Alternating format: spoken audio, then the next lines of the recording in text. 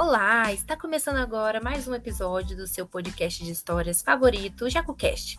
Nós temos episódios semanais para você. Eu sou Gabi Aburachid e comigo apresentando Thalita Simplício. Ei, Tatá! Oi, gente! Como vocês já sabem, cada semana nós abordamos histórias com temas diferentes. E essa semana nós vamos abordar um caso criminal, no qual esse ano completa 10 anos de história, que é conhecido como o caso dos canibais de Garanhuns. Se você é novo por aqui e está escutando esse episódio, gostar, vai lá maratonar a gente. Nós temos vários episódios bacanas para vocês, tá? Com temas diferentes ou temas parecidos com esse, né? Temas criminais, por exemplo. E se você tiver alguma história ou uma sugestão de tema pra gente, manda pro nosso e-mail, que é jacucast.contato@gmail.com, ou pelo Instagram, que é jacucast. Nós somos jacucast em todas as redes sociais, tanto Spotify, YouTube também.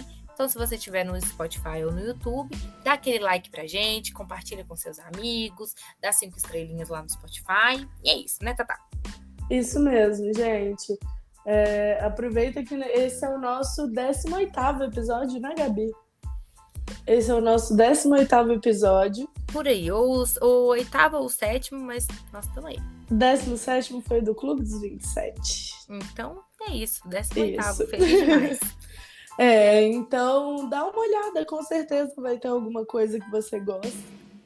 E dá um like lá pra gente no YouTube, compartilha com seus amigos, ajuda nós. E é isso. Então, bora pro episódio, Tatá? Bora!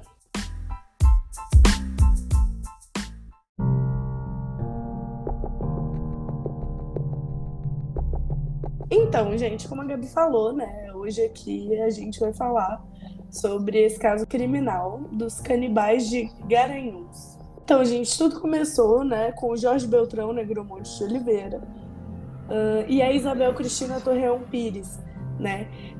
O Jorge, ele era filho de imigrantes portugueses, ele teve uma boa educação, inclusive foi estudar lá em Portugal, né, que os pais dele queriam que ele tivesse acesso à melhor educação, né, considerando a Europa um bom lugar para ele ser educado. Ele gostava muito de esportes, então ele fez educação física. E nesse período, né, onde ele estava em época de vestibular, ele conheceu a Isabel. A Isabel, ela é recifense, ela teve uma infância difícil, pobre, sabe? Ela basicamente é analfabeta, porque ela não teve acesso a estudo, teve uma vida muito dura. E aí, né, a partir daquele momento que eles se conheceram, começaram a namorar, o objetivo da Isabel era mudar de vida ali. Ela queria sair da realidade ali onde ela se encontrava. Tatá, e em vários momentos, né, eu acho que fica um pouco claro, assim, pelo modo dela de falar, assim, depoimentos e tudo mais, que parecia que ela não era, tipo, apaixonada por ele, né, era mais essa questão mesmo, né, de ver uma oportunidade ali, né. Sim, ela em momento nenhum ela fala que gosta dele ou qualquer coisa assim. Foi o que ela conseguiu agarrar para sair daquela situação, né? Sim. Então, eles, assim que o Jorge se forma, né, eles se casam.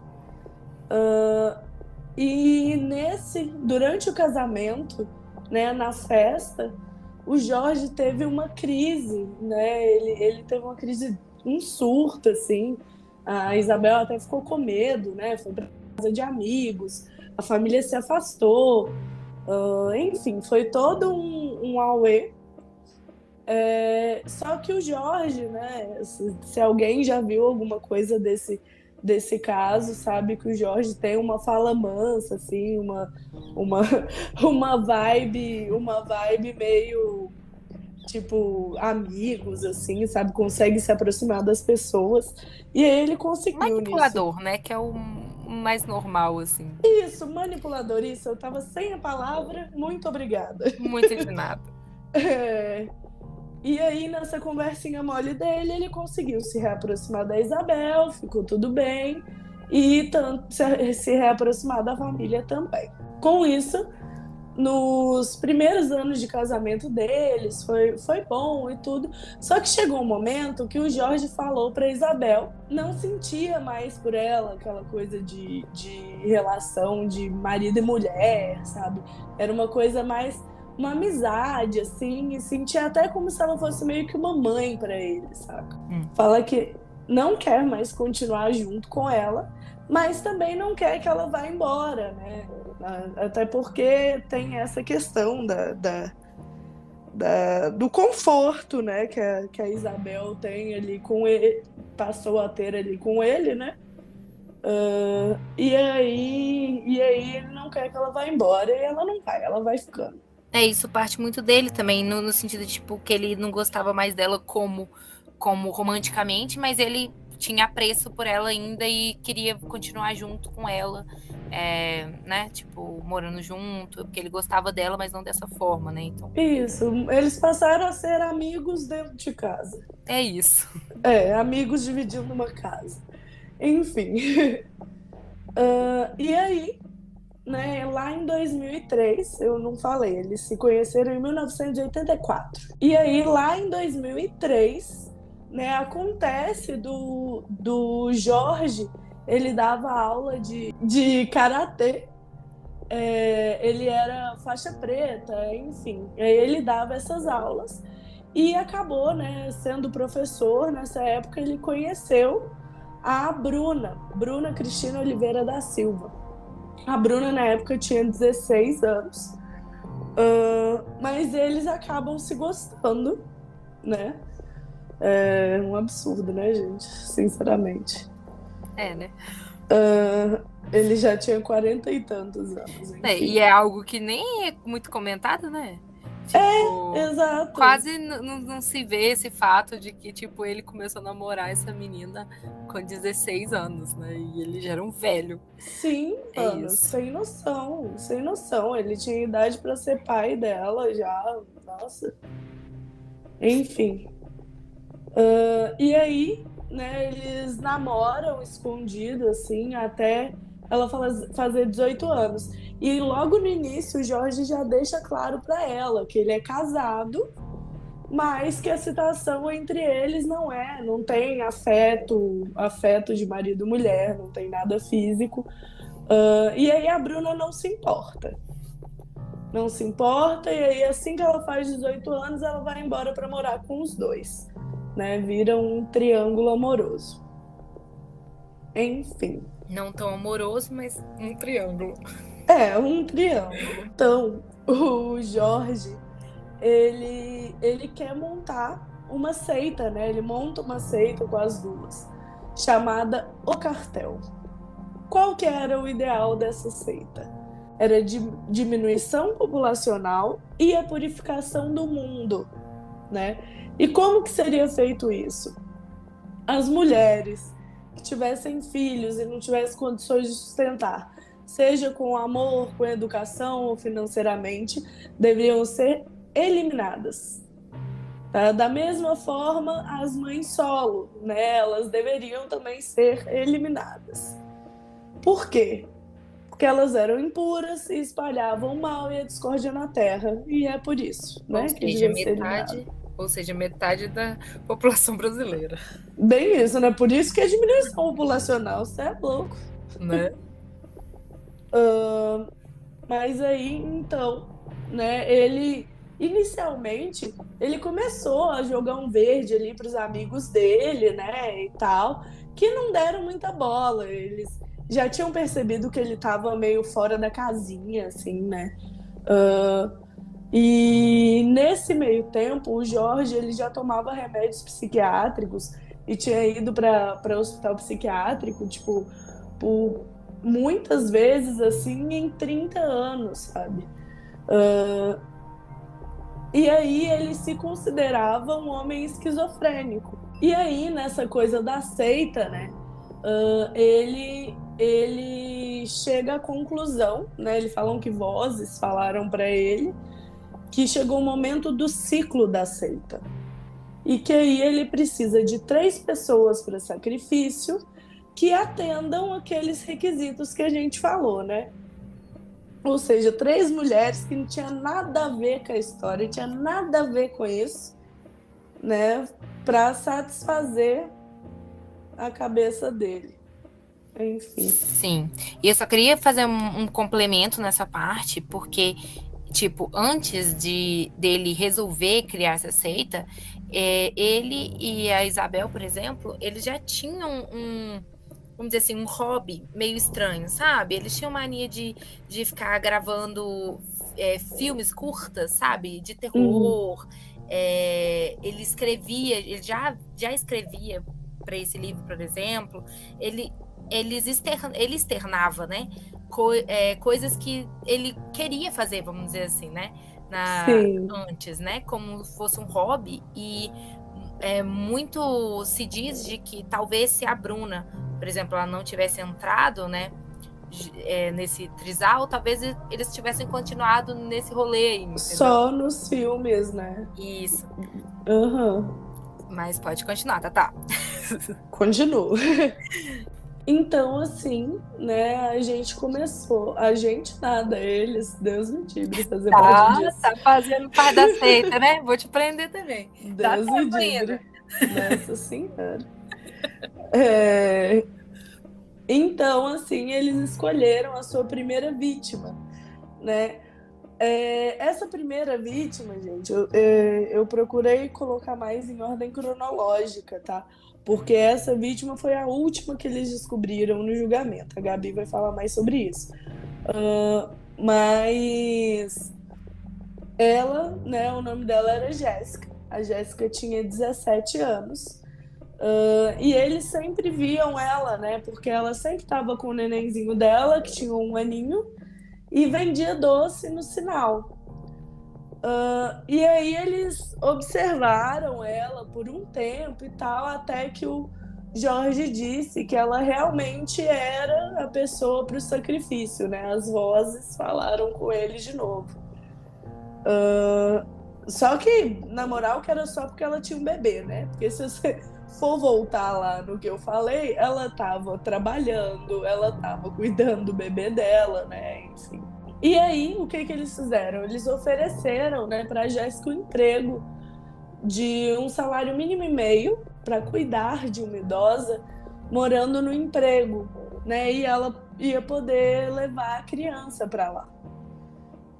Então, o olho da Jéssica brilhou, né? Ela achou que ia ser ideal para ela. Principalmente porque o pai da Jéssica, ele era catador de papelão e morava numa favela, né, em condições bem complicadas lá em Olinda, que era onde eles estavam nessa época. E aí, a Isabel, né, tendo conversado com a Jéssica, vai até a casa dela, afinal de contas ela tinha 17 anos, para pedir autorização do pai. E como que a Isabel foi até lá? Ela foi com uma Bíblia embaixo do braço, né? E foi falando que ela estava muito cansada, que precisava de ajuda, se o pai dela conhecia alguém que fosse como a Jéssica, que podia cuidar dela, morar lá na casa. Aí o pai dela fala que não conhecia. E ela pergunta diretamente, né, se podia ser a Jéssica. E aí ele fala que vai conversar com ela para ver e depois falava. Só que na cabeça do pai dela, ele já tinha negado isso, né? Ele achou muito esquisito chegar essa pessoa lá do nada, cai um negócio do céu, né, gente? Não dá para acreditar, né? Claro. Como Nada é fácil assim, a vida. não, né? Nenhuma refeição é de graça, né? Exatamente. Enfim. E aí, na conversa com a Jéssica, né? Ele fala que não. Mas a Jéssica é adolescente, né, gente? Tem 17 anos. Então ela bate o pé, fica putaça, né? E aí faz as malas e no dia seguinte sumiu, ela e o bebê. Isso em 2008, tá? Então ela chega lá na casa, né? É recebida lá na casa. E ela vê nos primeiros dias que ela tá sendo bem tratada e tudo. E depois ela vê que tem um negócio meio errado. Por quê? O neném dela, a Bruna, pegou, né, ficava com ela o tempo todo e não devolvia para ela esse neném. Parecia de uma forma meio amistosa assim, e depois foi ficando esquisito, né? Eles não deixavam ela sair de dentro de casa. E o neném era sempre indo da Bruna pro Jorge, do Jorge pra Bruna, sabe? Não ficava com ela, a filha dela. E aí ela começou a ficar nervosa, era uma menininha. Ela começou a ficar nervosa com isso e ligou para uma tia falando que queria ir embora de lá. Então, uns 10 dias depois dessa ligação, a Bruna fala, né? Ela comunica que tá indo embora. E eles falam que tudo bem, que ela podia ir, só que a criança ia ficar. E aí, por que, né, que eles falaram isso? Porque enquanto a Jéssica estava trabalhando lá, eles roubaram a certidão de nascimento do neném, das coisas da Jéssica, né, qualquer documento que tinha do neném, e levaram para uma outra cidade. E o Jorge, usando os documentos do irmão dele, ele fez um novo registro para essa menininha, como se a Bruna fosse a mãe e ele o pai, né, com o nome do irmão, no caso. Não, e isso é tão surreal que não faz sentido nenhum pra mim. Tipo, como que ele conseguiu isso? E, nossa, que loucura, sabe? Tipo, mudou assim. Não, muita loucura. Não, cara, eles eram cheios de esquemas, né? Cheios de esquemas. Sim. Enfim, quando ele fez isso, quando registrou a menina no nome deles, legalmente ela já não era mais filha da Jéssica. Então, tipo assim, se a Jéssica insistisse em levar ela, qualquer coisa assim, ela podia ser acusada de sequestro, por exemplo, porque ela não tinha mais os documentos da menina. Mas você sabe o que eu faria? Aí já entra nas teorias, porque quando eu comecei a ver isso, eu falei, gente, olha o que eu ia fazer. Eu ia falar assim, beleza, tudo bem, então eu vou embora, vocês ficam com minha filha. E aí eu ia sair de lá e ia direto na polícia e ia falar, olha, eles sequestraram minha filha, eles estão com a documentação falando que é deles, faz o exame de DNA, faz o que vocês quiserem, mas tira minha filha de lá, fica com vocês até vocês provarem que é minha filha, entendeu? Porque ela é minha filha, pronto, acabou. Exame de DNA não tem como não comprovar.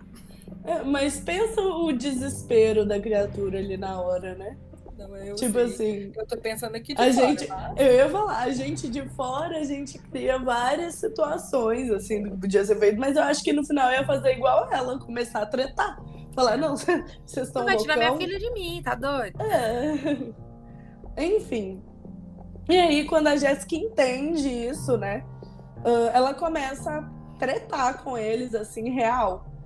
E aí, naquele momento, dá o estalo, né, na cabeça do Jorge. E ele entende que chegou o momento do primeiro ciclo, do tal do primeiro ciclo. Os espíritos, mais uma vez, falam com ele. E aí, o que seria, né? Como aconteceria esse primeiro ciclo?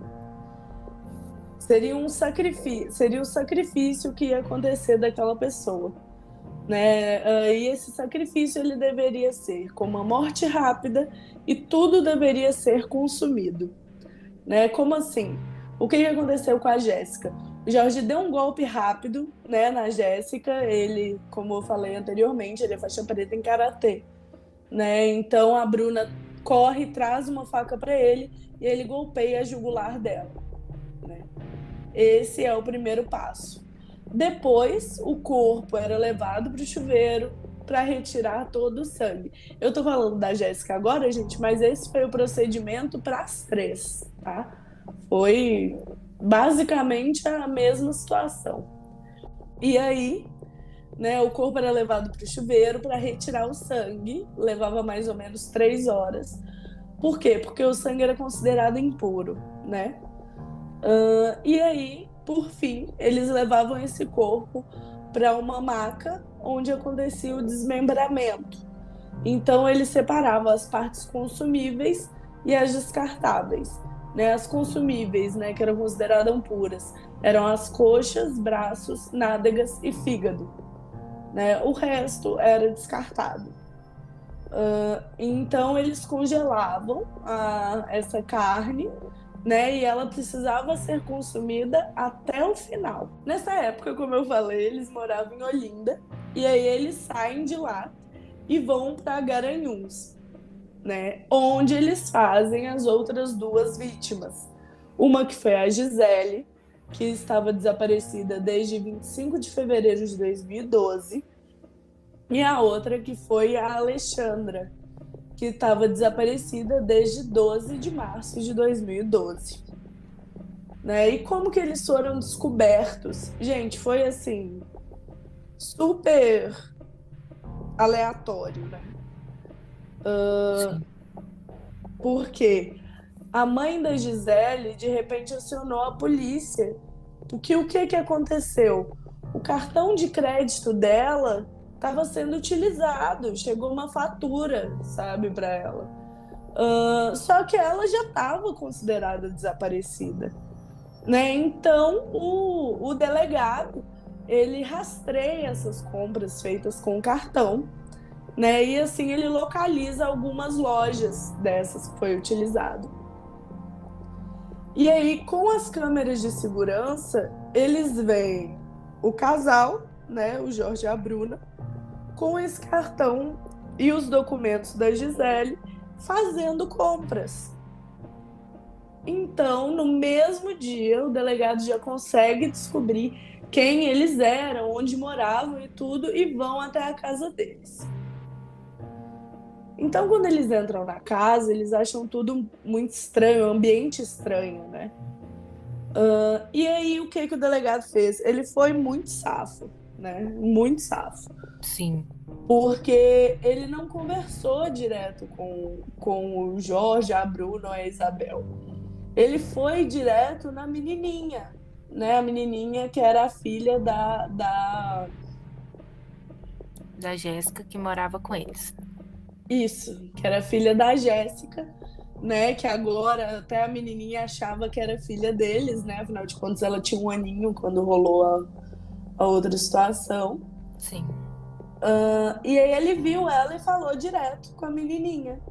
Aí ele perguntou para ela se ela morava ali. Ela falou que sim. Perguntou quem que era o pai. Ela apontou para o Jorge. Aí ele mostrou a foto da Gisele e perguntou se ela conhecia. Aí ela fala que sim, conheço. E aí ele pergunta onde que ela tá. Aí, gente, essa resposta da menina eu arrepiei todinha, tá? Ela falou: o meu pai mandou ela pro inferno. Não, imagina a cabeça dessa criança, que essa criança não viu, né? Não, e é exatamente isso, porque.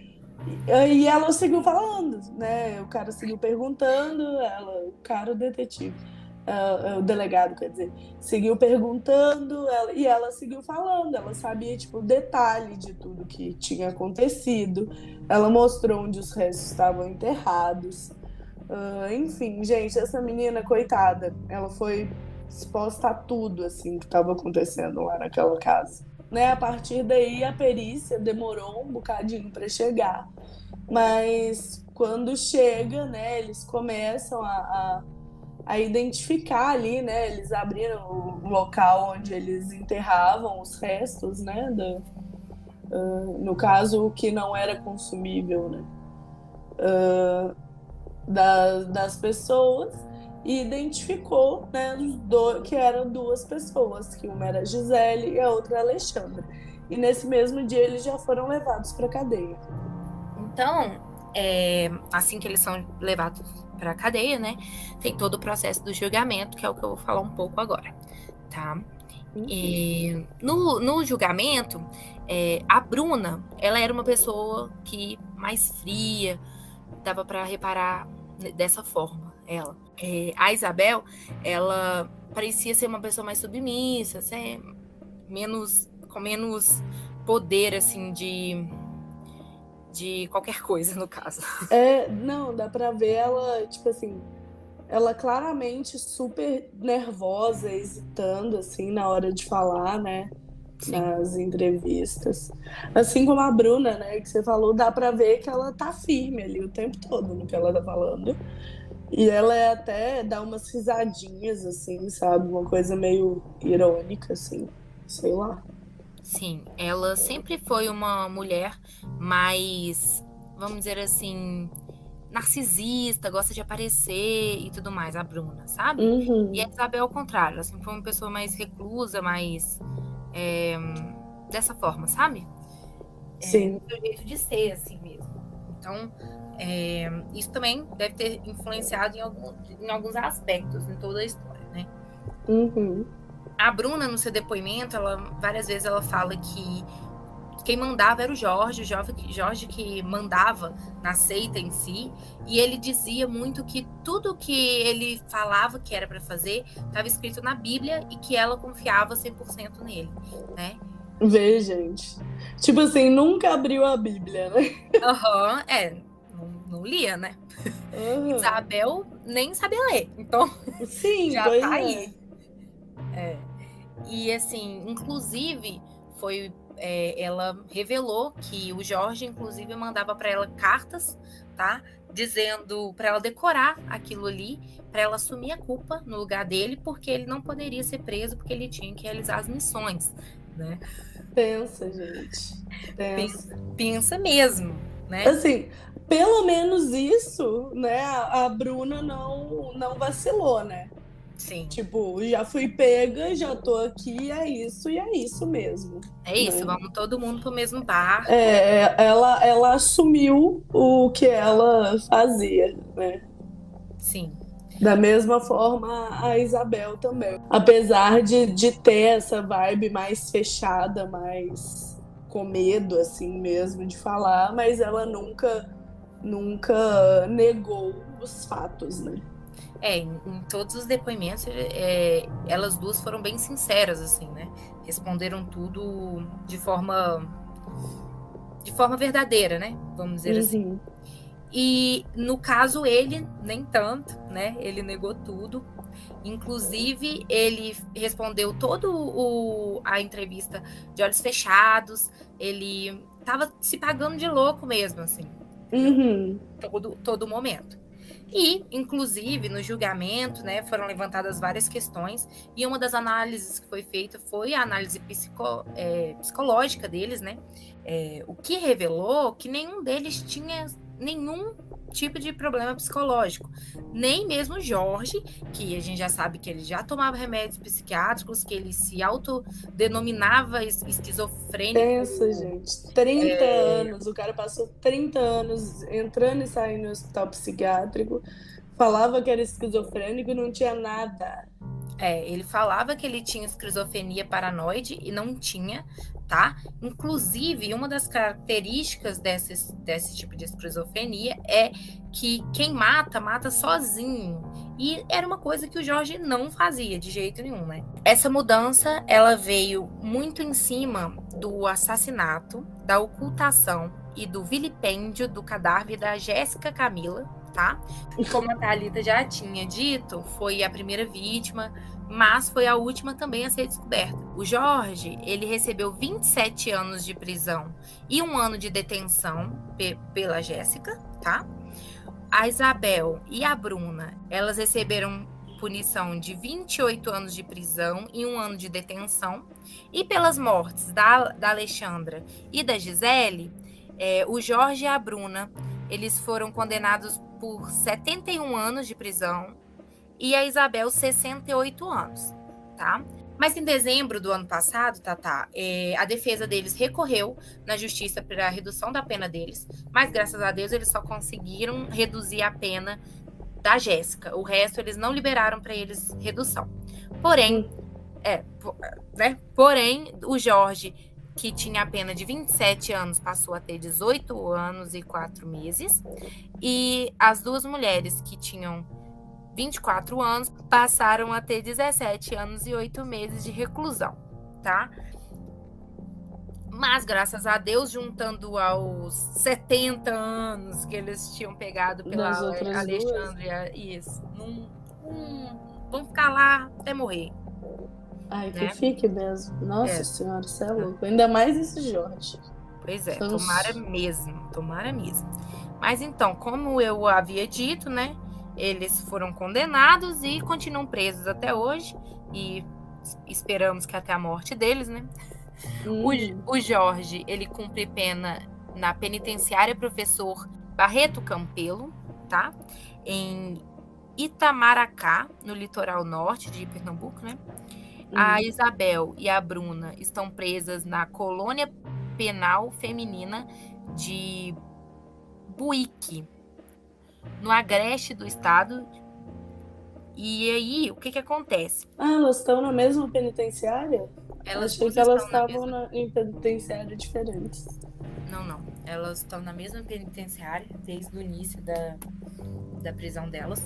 Mas lá no início, o que acontece? Os presos tinham muito medo deles, sabe? E eles eram considerados presos perigosos. Como eles eram considerados presos perigosos, os detentos eles tinham medo deles, eles foram até isolados, sabe? Tem até uma situação que aconteceu uma vez que na prisão perguntaram para Isabel por que ela não comia.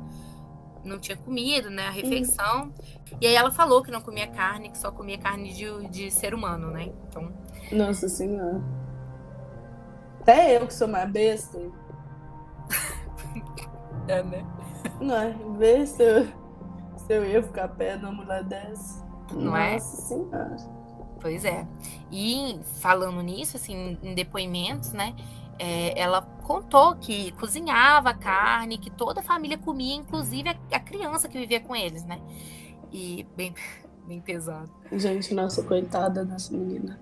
E assim, o que sobrava dessas carnes, ela fazia os salgados, né, para vender, para poder adicionar a renda deles, né? Porque teve uma época que eles passaram um pouco de dificuldade e ela passou a vender esses salgados com carne de gente, né? Nossa Senhora. Pois é. E isso meio que deu um rebuliço, assim, na comunidade que eles viviam, quando eles foram presos, porque muitos deles comeram a carne, né? E eles tinham muito medo do que isso podia fazer no organismo. Gente, pensa. Nossa Senhora. E aí eles ficavam com medo, porque eles não sabiam o que isso causava no organismo do ser humano, né? E assim, foi tão... Eles ficaram tão enlouquecidos que eles quebraram a casa deles. Como é que fala? Vigilância sanitária teve que ir lá no bairro acalmar eles, sabe? Em relação a essa situação. Foi bem pesado mesmo. Sim. Não é à toa que virou a nível internacional esse caso, né? Sim, realmente. Foi uma situação bem bizarra, assim. Mas hoje eles são considerados presos exemplares, assim, eles são... têm um bom comportamento, tá? Tá bom. E é isso, assim, essa a situação atual deles. Exato, como a Gabi falou, né? Ontem fez 10 anos, né, de que foi descoberto Ontem, no caso, gente, a gente tá gravando hoje que é dia 12, tá? 12/4. Eu só queria complementar também falando que a garotinha depois ela foi viver com a avó dela, tá? E viver uma vida normal, né? Graças a Deus. Ainda bem, né, gente? Porque, nossa... E tá fazendo tratamentos psicológicos, né? Tudo com acompanhamento certinho. Sim. No caso, agora ela deve ter o quê? Na época que foi descoberta, ela tinha 4, 5 anos. Ela tá com uns 15 anos. Ah, tá. Tinha 4, 5 anos. Eu achei que ela tinha uns 2. Não. Quando eles foram descobertos, ela já tava com 4, 5. Então é isso. Então, agora é uma adolescente, né? Esperamos que bem acompanhada, bem tratada e que as sequelas dessa história não tenham, né, prejudicado ela demais, né? Coitadinha. Enfim, gente. Então é isso. Esse caso a gente trouxe ele para vocês. A gente não tinha pego um caso mais pesado assim ainda, né? Mas se vocês gostarem, né, fala para nós. Comenta lá no Instagram, manda um direct pra gente. Se não, manda um e-mail, enfim. Fala com nós. Então bora para as indicações, Tatazinha? Bora, amiga.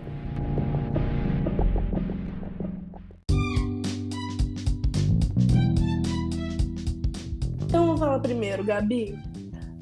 Eu quero indicar um livro né, que chama Os Canibais de Garanhuns. Ele foi escrito pelo Rafael Guerra. Ele é um livro, estilo livro reportagem, assim. E aí ele conta, né, a história do Jorge, da Isabel, da Bruna, como eles se uniram, né, para poder chegar a essa prática. Enfim.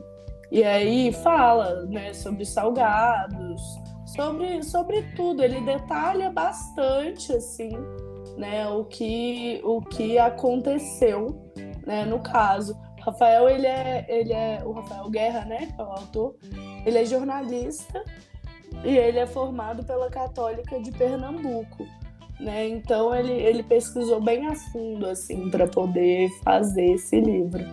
Então, quem quiser com mais detalhes, é só ir atrás dele.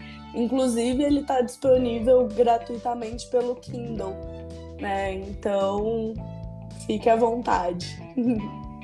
Não, eu já vou até procurar e baixar, porque eu tava caçando ele, né, pra ler. E não sabia onde olhar. Então, assim, gente, o link vai estar na descrição do episódio, beleza? Isso mesmo.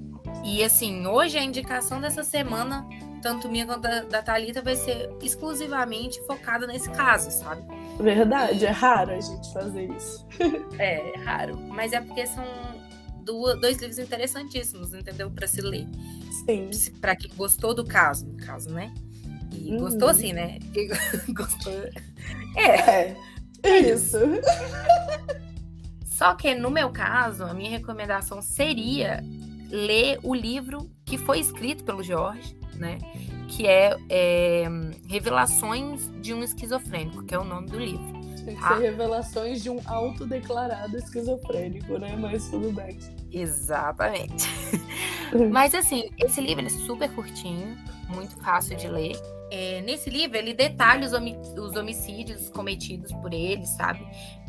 Lá ele revela detalhes mesmo dos crimes, das práticas, como ele matou a Jéssica. Inclusive, esse livro foi uma das grandes provas, né? Que levou ao descobrimento da morte da Jéssica, tá? Porque até então eles não tinham essa morte, né, em pauta. Como eu disse, ela foi a primeira, como a Thalita disse, ela foi a primeira morte, mas como eu falei, ela foi a última a ser descoberta.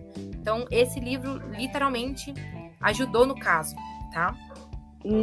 Era quase um diário dele, né? Sim, exatamente, era um diário dele. Lá ele dava detalhes importantes da vida dele, sabe? Lá você consegue entender um pouco a visão dele, sabe? De onde ele vivia, de como ele se sentia, sabe? E algumas coisas foram escritas antes mesmo dele cometer os crimes, sabe?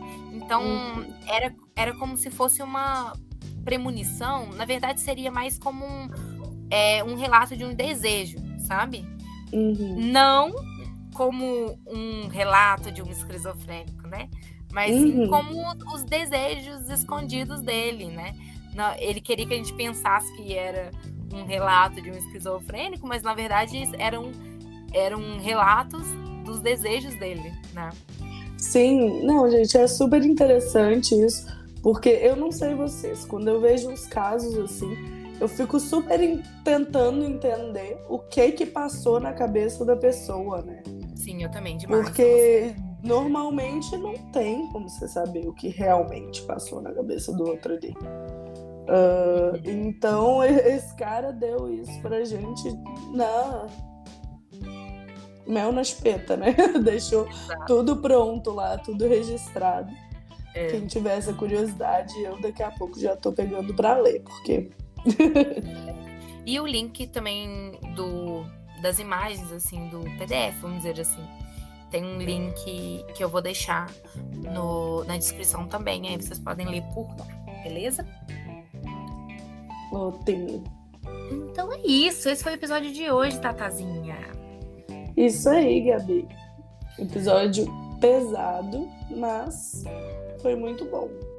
Estamos devendo mais episódios de casos criminais, né?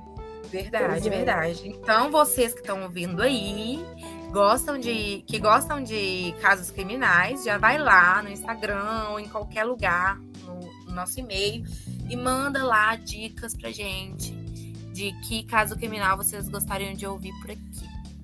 Isso mesmo. Foi ótimo. Sim. E até o próximo episódio. É isso, gente.